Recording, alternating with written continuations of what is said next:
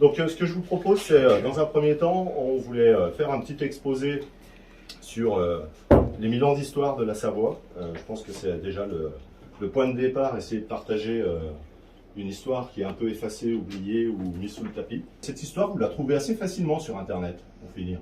Si vous cherchez Humbert Blanchemin, vous trouverez sur Wikipédia plein d'infos sur ce souverain. Mais cette information rassemblée en une seule frise historique pour essayer de comprendre l'histoire dans sa globalité, ça n'existait pas. Et donc, la première chose que moi j'ai voulu faire, c'est déjà de dire, la manière d'apprendre l'histoire, moi à l'école, quand j'ai appris, c'était les frises historiques. Donc j'ai cherché cette frise, elle n'existait pas, donc j'ai dit, faut la faire en fait. Parce que si on veut commencer à partager cette histoire, il va falloir la faire.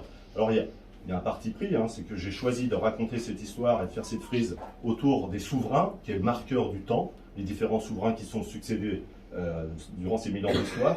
C'est un parti pris, c'est une manière d'organiser l'information. Bien évidemment, on ne peut pas tout résumer sur un seul document. Le document, il fait 3 mètres de long, on le verra tout à l'heure.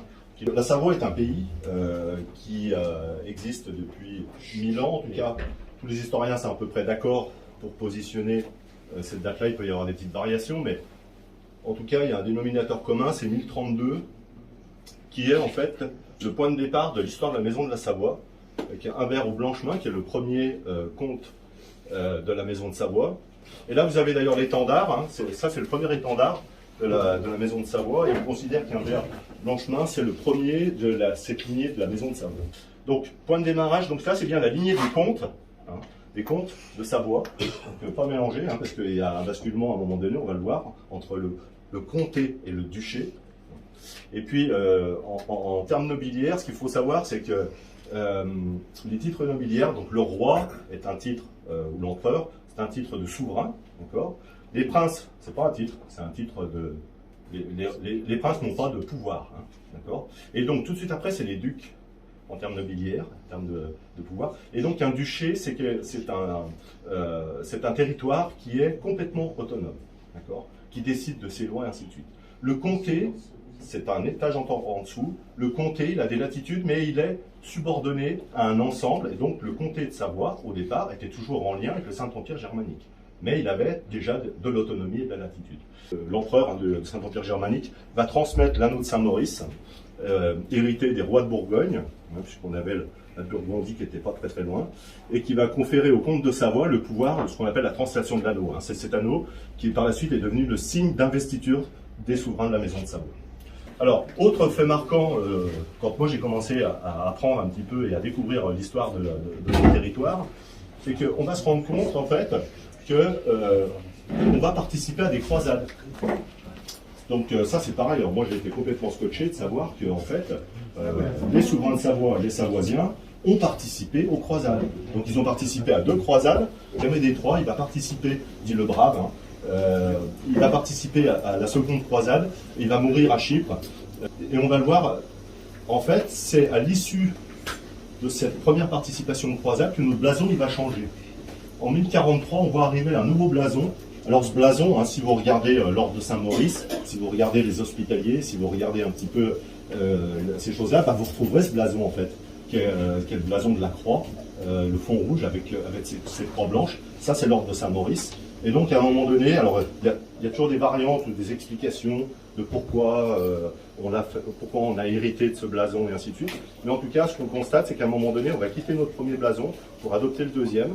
C'est le blason de Savoie, donc c'est aux alentours des années 1143.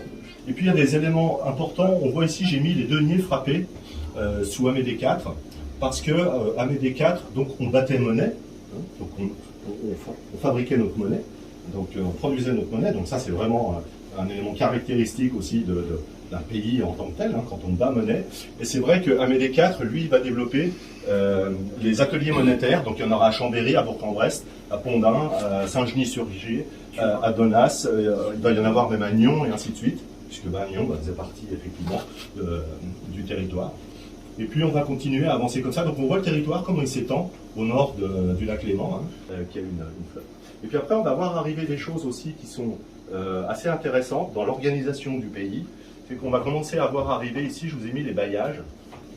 Cette organisation-là, en bailliage, elle est intéressante parce que ça va être une manière d'administrer le pays. C'est-à-dire qu'on va être un État fédéré, avec des provinces, et on va avoir également ces bailliages dans lesquels on va transmettre le pouvoir à des gens qui vont s'occuper sur un secteur, donc ce qu'on appelle les baillis. Et on voit que la maison de Savoie, à un moment donné, elle a compté différents bailliages. Hein.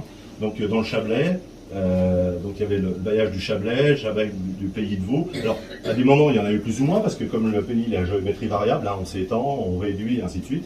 Mais cette organisation politique-là, elle est très importante parce qu'elle permet de comprendre qu'on avait déjà un fonctionnement fédéré et qu'on avait besoin aussi, les souverains l'avaient compris, qu'en fait, pour administrer le pays, il fallait aussi qu'on respecte les caractéristiques de chacune des provinces. Et ces provinces, elles n'ont pas été découpées par hasard, elles ont été découpées par le relief ou par les coutumes ou par des sous-ensembles qui étaient assez logiques.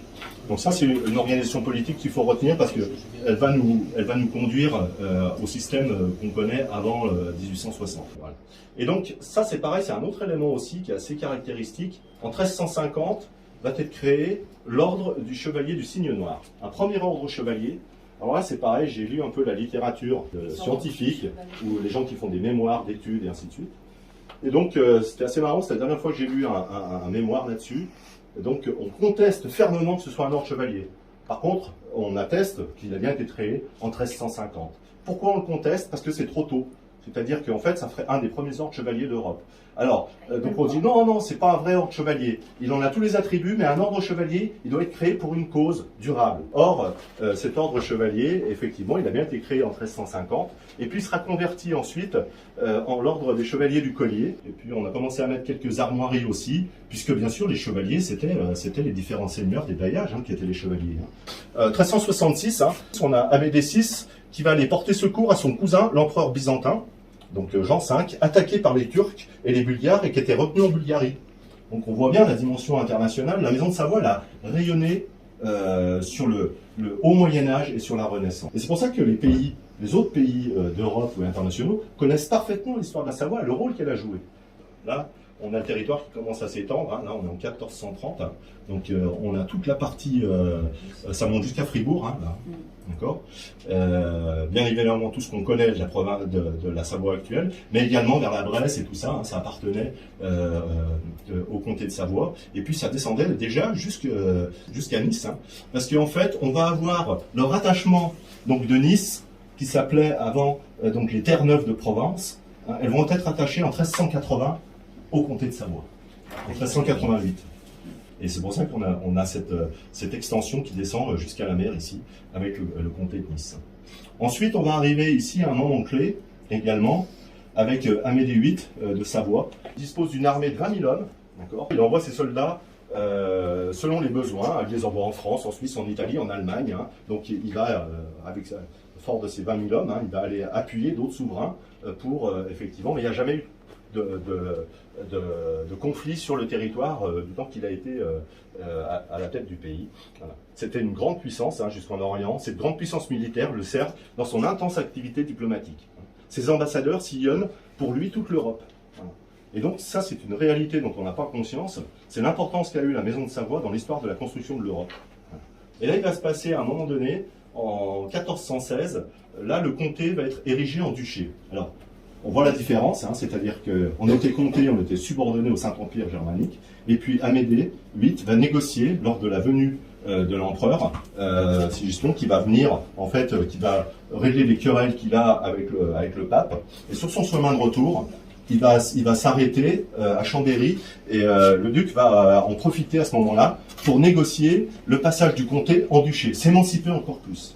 Et donc, ça, c'est pour ça qu'on fête le 19 février, le 19 février, on commémore le passage du comté en duché, qui est notre émancipation complète.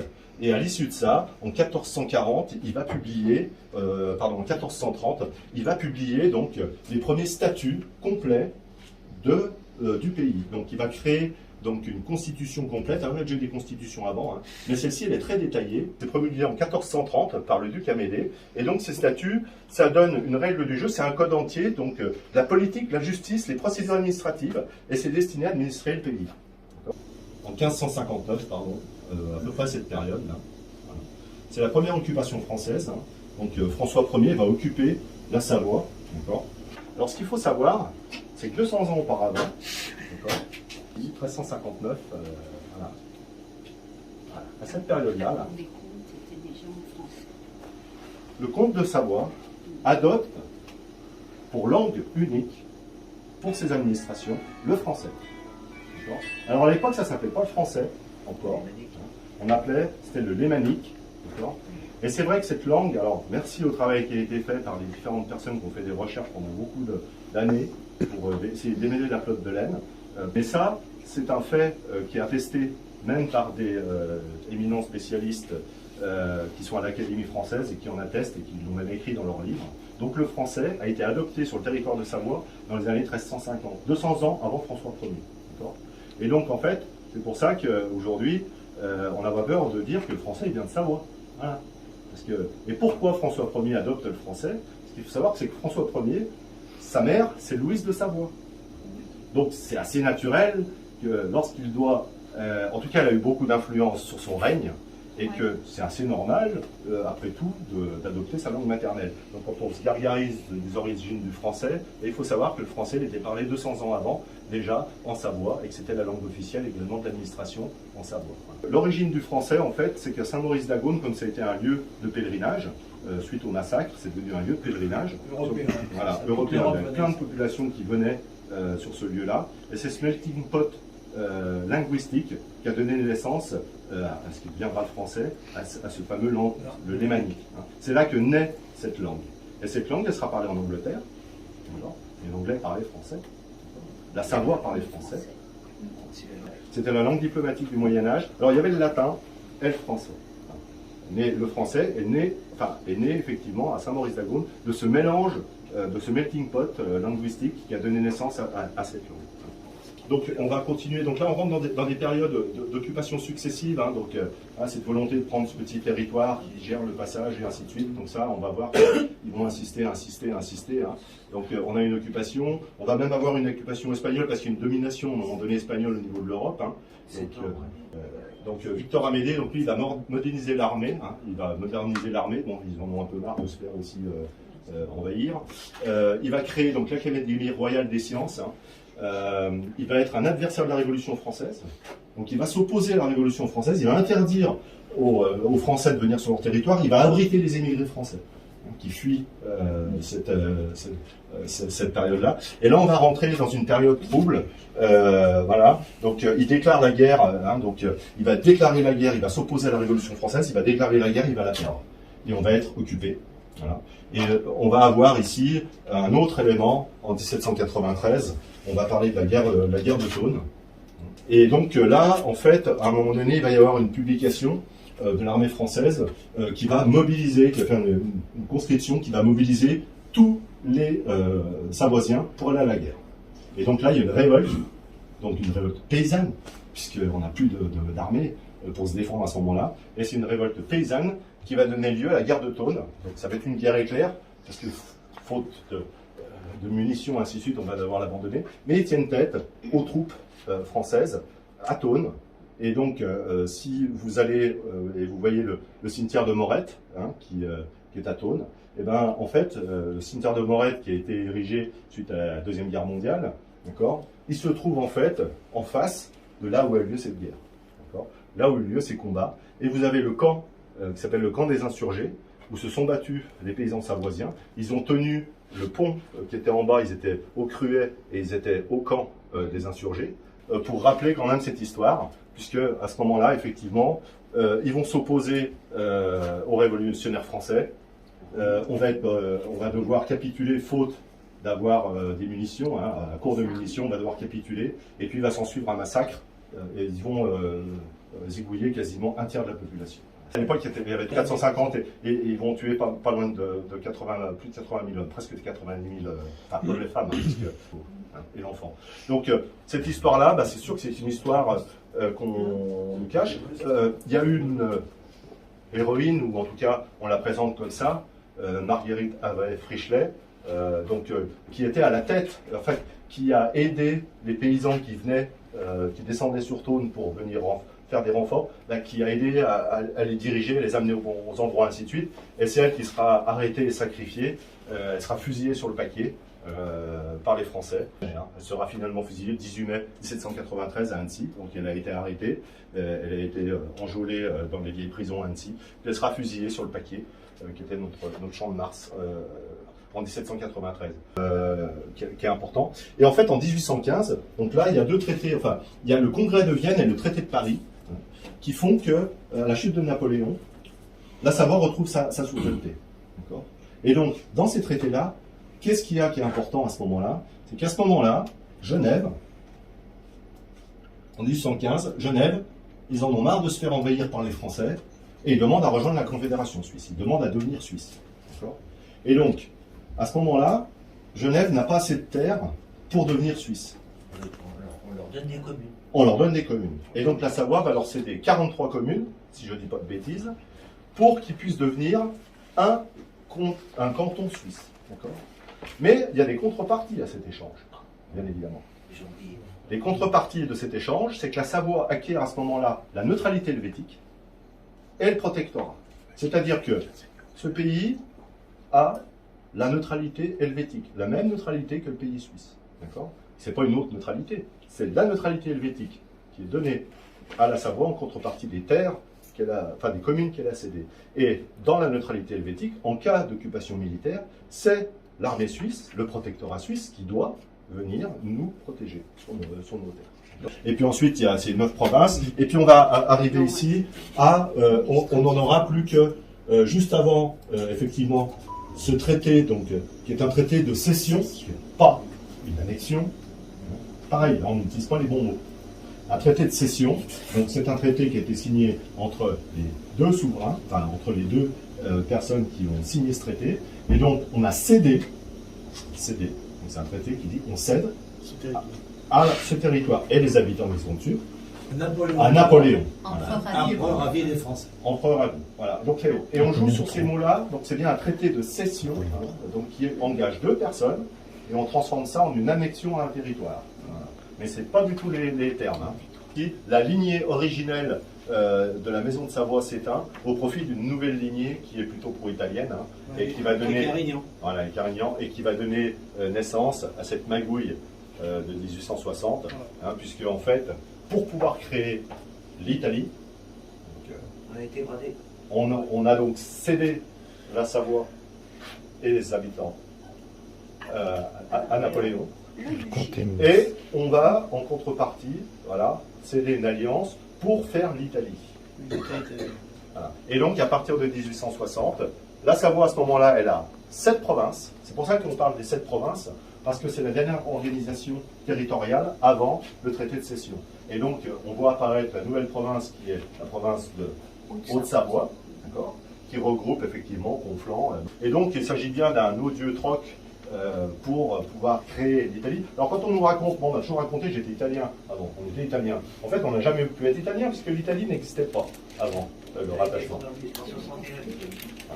Donc l'Italie elle est créée a posteriori, et là on va avoir, à partir de là, on va rentrer effectivement, donc à l'issue de cette traité de cession, on va rentrer dans cette nouvelle organisation où la France va couper ce territoire en deux pour créer les 2 départements.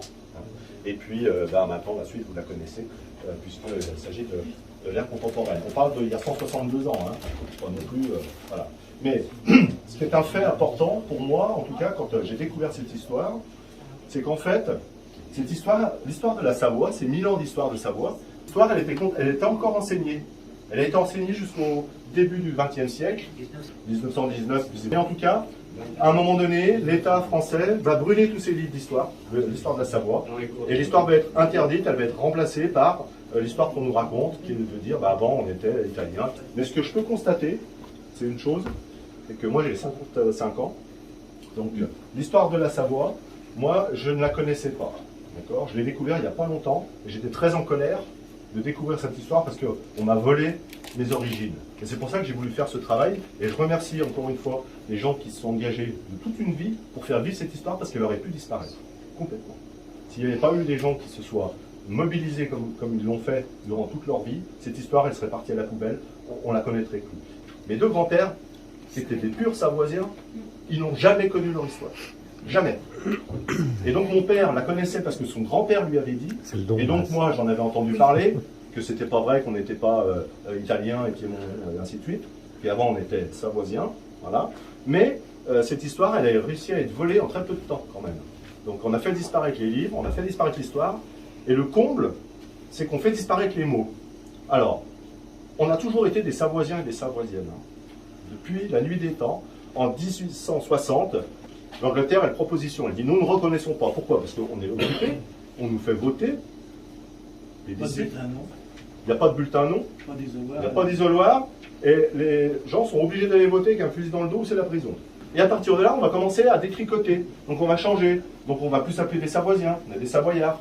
Hein, donc on commence à nous enlever les mots. Et puis alors, aujourd'hui, si vous regardez, hein, on fête le bicentenaire, il y a une particularité dans ce territoire, hein, c'est que ce territoire, il est borné. C'est-à-dire que les limites du territoire, il y a des bornes qui matérialisent les limites du pays. Il y a eu 2 vagues de bornes, c'est 1720 et 1822, hein, que des bornes ont été créées. Donc on va fêter cette année, nous avons fêté le bicentenaire des bornes de 1822, d'accord? Et on appelle ça, dans les gros titres des journaux, vous pouvez aller voir, les bornes sardes. Alors donc effectivement, on enlève le mot Savoie pour mettre sarde, d'accord? Donc ça c'est aussi important parce que le vol des mots, c'est quand même quelque chose qui nous tire vers le bas et qui permet de gommer l'histoire. Donc c'est pour ça que c'est important. Donc voilà, moi j'ai terminé sur cette introduction hein, en termes d'exposé. Donc ce document-là, si vous le souhaitez, donc moi je l'ai... il existe alors vous pouvez le consulter sur internet, vous pouvez le télécharger gratuitement. Je l'ai fait pour que tout le monde puisse la télécharger et la partager, parce que c'est important qu'on puisse partager l'histoire. Et puis il en existe une version papier, c'est un document qui fait 3 mètres de long, c'est quand même un peu grand.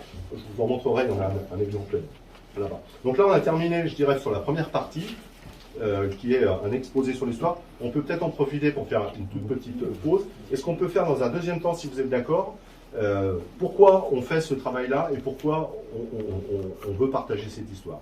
C'est que l'organisation politique du pays était tournée autour des assemblées de village, des assemblées paroissiales. C'est-à-dire que la gouvernance, elle était faite par les villages, c'était les villageois de la paroisse qui siégeaient à l'assemblée et qui prenaient leurs décisions. C'est eux qui désignaient leurs représentants, le syndic, qui est l'équivalent du maire, et c'est eux qui révoquaient leurs représentants. Le pouvoir, on était dans une démocratie absolue, où l'assemblée communale décidait, d'accord? Et il y avait une organisation fédérale et ainsi de suite, mais la décision était aux assemblées.